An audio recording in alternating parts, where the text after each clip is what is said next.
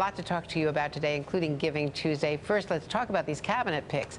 James Mattis, General Mattis. What do we know about General Mattis, who is the very likely choice for Secretary of Defense? I think from the veterans community, what folks should know is he's very popular.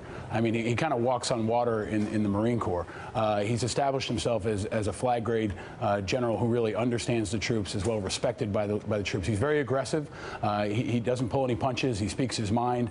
And I think for the rank and file in the military, it's something that would be welcomed. We feel like we have an advocate inside the Pentagon beyond the policy positions. I think just understanding his connection to the troops, especially in the Marine Corps, is very significant and something most civilians are probably not tracking on. And very briefly, General Petraeus, retired General Petraeus, possibly for Secretary of State. He was interviewed. Yeah, full disclosure, he's on IAVA's board of directors, and I know General Petraeus. He's a tremendous strategic leader, one of the most brilliant strategists, I think, of our time, and I think he'd be a tremendous asset to any administration, really, in any position.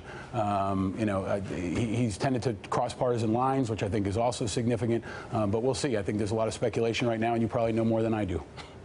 Not always. In fact, not on this subject.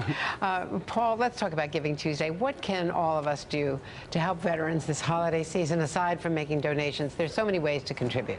Well, one piece I got to pivot back to is track on who Donald Trump selects for Secretary of Veterans Affairs. That's another big pick that's coming soon, and all Americans should be watching. That's going to be very important, not just to the veterans in this country, but to all Americans. Beyond that, volunteer, get out in your communities. The holiday times can be particularly tough for our military families and for our deployed veterans. Learn. Go to our website, iava.org, and find out about the issues that are impacting our community, and just pay attention.